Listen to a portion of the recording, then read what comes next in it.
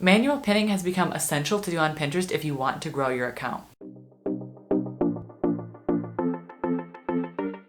Hey, my name is Sarah, and if you've been pinning with Tailwind for the last year or so, you may notice that your stats are dropping. And that's because Tailwind is no longer useful and you need to be manually pinning in order to grow your account. So in today's video, we're going to be talking about my manual pinning strategy and how I have been able to not only continually grow my account on Pinterest, but grow my clients' accounts as well. This is information that I have never shared before. And make sure to stick around till the end because I'm going to be giving you a must-have free downloadable template. Let's get started. But first, I want to go over what is manual pinning because this is something that Pinterest really wants you to do. This basically means not using third-party sites like Tailwind. What is best to do now is to use the Pinterest scheduler that they have built into their platform. This is a free tool that they have that is easy to use, but unfortunately it does take a little bit more time than Tailwind because you can't pin one pin to multiple boards at once. You have to do them each individually. But the results that you get from your account do make it worth it in the end. Now the next question I want to answer is why do you want to be manually pinning? So you used to be able to use Tailwind to pin your pins and you would get the same reach as if you had pinned them to Pinterest. But the algorithm has changed and this is no longer the case. Pinterest will automatically decrease the reach of your pins if they come from third-party sites like Tailwind. I stopped using Tailwind a long time ago and my stats have only gone up. So with that out of the way, let's get to my step-by-step manual pinning process. So the first step of the process is knowing what links to share. You likely have a lot of content, so how do you know what you should and shouldn't be sharing? The first thing that I do is look at my Google Analytics to check what blog posts are doing the best on my site. I typically will look at the best blog post for the month or the week, ranging around the top 10. And I do this because in order to raise your page views, you want to promote things that are already popular. People are already telling you what they want to read based on what they're already going to your blog to see. So promoting more of what is already popular will likely bring more eyes onto your content. So let's check out how to do this in Google Analytics. So we are on my Google Analytics page here, and if we go down all the way to the bottom, you are going to be looking for this box here. Go to Pages Report. You're going to be able to see your website views. And if you scroll down here, you're going to be able to see what blog posts are the most popular for your website. So some of these I won't use, like this slash here, this is just my homepage. So obviously my homepage is going to be one of the most popular, but these right here are blog posts. This is an advertising thing. So that's a page. I'm not worried about that. Links, I'm not worried about that. And this as well, I'm not worried about that. But what you can do if you see a lot of these and you're like, well, my top 10 is just advertising slots and different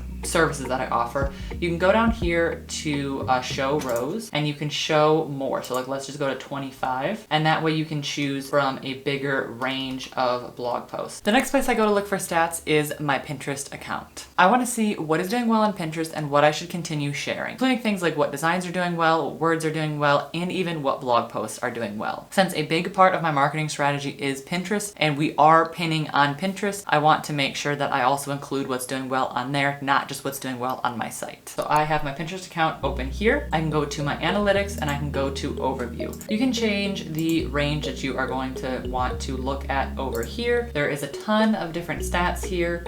There's a ton of different things that you can change and filters that you can add, but the part that we are really focused on right now is the outbound clicks because that's clicks to my site. So you can see the total outbound clicks are over here and you can change a bunch of different stats in here from like the pins created in the last 30 days and things like that. And as a side note, don't get overly obsessed with checking your stats. This is something I do only once a week and I do a deeper dive into my stats each month. That's it. Your stats will not change overnight. Even obsessing over them week to week will not really change much. You'll more than likely stress yourself out and change your strategy before you've even given it a chance to work. And this is especially true with Pinterest because it can take 3 to 6 months of a consistent and good Pinterest strategy before you start seeing results. And if you'd like more information on understanding Pinterest analytics, I have done a video on this right here already. So once you've looked at all of your stats and you know what blog posts you want to share, now it's time to determine how many pins you want to post each day. And honestly, there is no magic number when it comes to how many pins that you should post in a day. It really depends on how much time you have to dedicate to Pinterest each week and how many pins that you can reasonably create. As a Pinterest manager, I've had success with accounts that pin 5 pins a day, and I've had success with accounts that pin as low as 2 pins a day. One thing is for sure though, less is more. Don't burn yourself out with pin creation. If you can only do 2 pins a day, go for it. If you can do 5 pins a day, go for it. It's less about the number of pins that you create and more about the quality of the pins that you're pinning. Personally, I am also in that range of 2 to 5, and it varies month to month depending on how much time I have. So try to stay somewhere within that range. Before we get on to the next point, if you're getting value out of this, make sure to hit the like button and subscribe to my channel down below if you're new here. Now I want to get into the part of the process where you actually create the Pinterest pins. And I'm going to start by giving you 2 tips on creating pins that actually get clicks, because I have already done a video on how to create pins in Canva. So the first thing to do is see what designs are popular in your niche. You have to remember that every niche is different. What may work for one niche may not work for another. So it's going to take some time and research to see what pins are going to do well. For example, a client that I have is in the self-care niche. So the pins that I create for her are generally list pins, not a lot of the photo is showing, and I do more complicated pins that have a lot of information on them. Whereas another client I worked with is in the travel niche. So I had to use pins where a lot of the photo was showing because the subject was the place that she was traveling to, obviously, and they were photos of her trip. They weren't stock photo ones. So my recommendation to you is to check around and see what is already popular in your niche. Type in some words that are relevant to your topic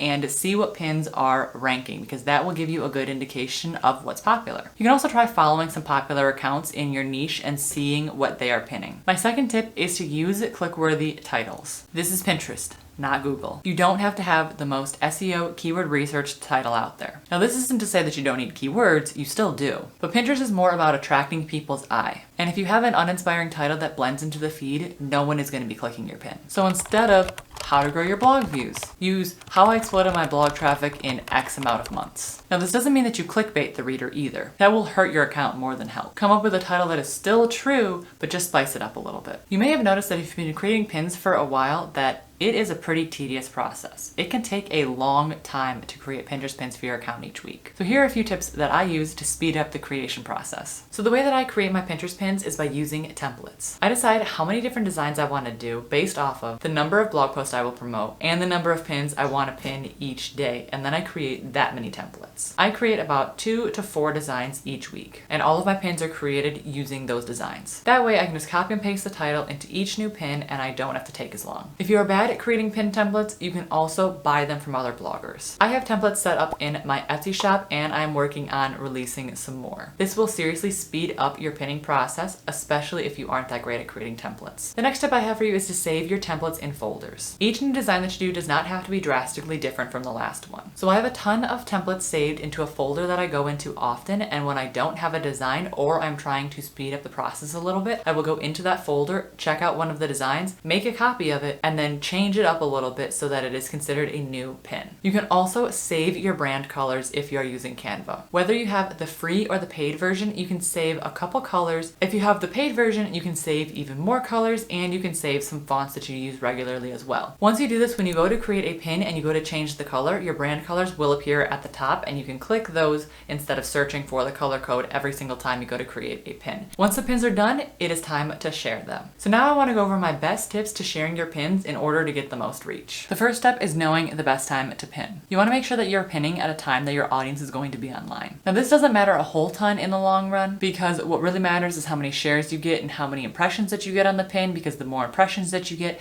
the more chances that you have for people to actually click on your pin. And the time that you should be pinning differs for everybody. I can't unfortunately tell you a set time that you should be pinning your pins for yourself specifically. However, I can show you how you can figure out what time is best for you to pin. And since this time differs for everyone, I'm going to show you how you can see what time is best for you to be pinning in your Google Analytics. So we're back here on my Google Analytics page, and if you scroll down to this section that says users by time of day, you can see what times people are actually on your website. So if you scroll over these, you can see the bar down at the bottom, or you can just go on here and you can see that Monday at 5 a.m. there was 1 person on my site. So it will be this color blue between 1 and 6 people, this color between 6 and 11, and so on and so forth. So you can see this one is the last one because it's got 20. So generally what I do when I am going to do my Pinterest pins is I will have this open on the side. When I'm going to pin pins for Monday, I will go through and say, okay, 8 a.m., 16 people were on my site. I'm going to post at 8 a.m. Depending on how many I do, I will take the times that are most active on my site and pin at those specific times. I've been using this strategy for my clients' accounts as well, and I've noticed that at those times when I've been pinning, that's when a lot of their traffic is going up for not only my account, for their account as well. So this is a strategy that I have tested on multiple accounts and it does work. So the next step is going to be getting the boards to share your pins on. You want to be pinning to the most relevant board for that pin. And for the best result, you want to pin that pin only once. No more than that. And I know it sounds crazy. I mean, you just did all of this hard work to get all of these stats and you're only going to pin that pin once? Yes. Seriously. So I have a list of 5 to 7 boards that I'm going to pin each of my blog posts to. When I go to pin the post, I will start with board 1, which is the most relevant,